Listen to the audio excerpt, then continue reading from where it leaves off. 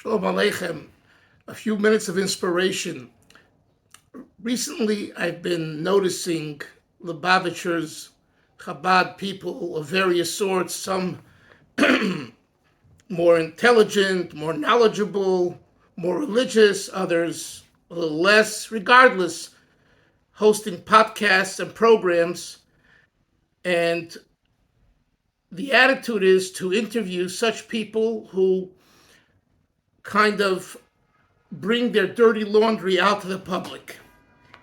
Now, in 2001, I believe, with the call of the shofar fiasco, our leaders at the time, Rabbi Yochanan, Rabbi Ezer Shachad, Rabbi Heller, called a meeting December 24th, I believe it was, at Oli Torah, and they said this is wrong, this is not the Jewish way. At that time, we were talking about people meeting for supposedly self-improvement, and men in particular, sitting around and bad-mouthing their father, their father in particular. Later on, a Rav here, I believe Rabbi David Cohen in Flatbush, said it was forbidden because it had association with some form of idolatry.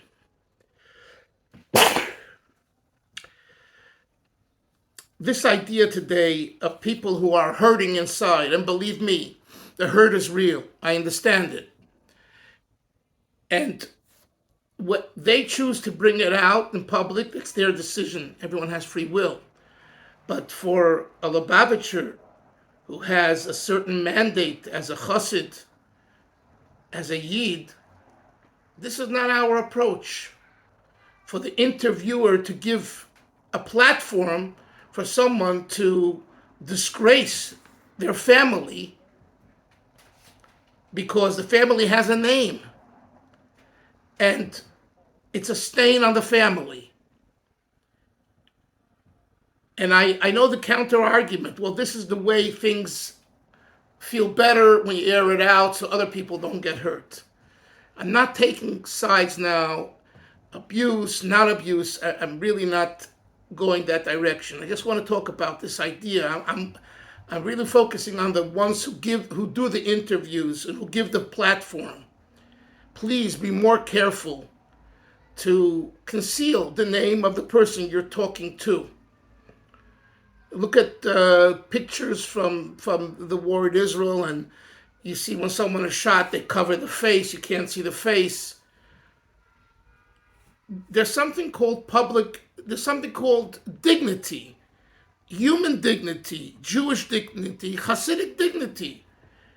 And to share it with the public and say, I don't care, is not a good approach. It's not the right approach. And I think we also had this issue a while ago with these tech talks where people, I remember some women in particular, spoke about the pain that they had growing up. And it's real pain. But what we walk away with is, oh, your mother did this, your father did this, you know? It's not the Yiddish way.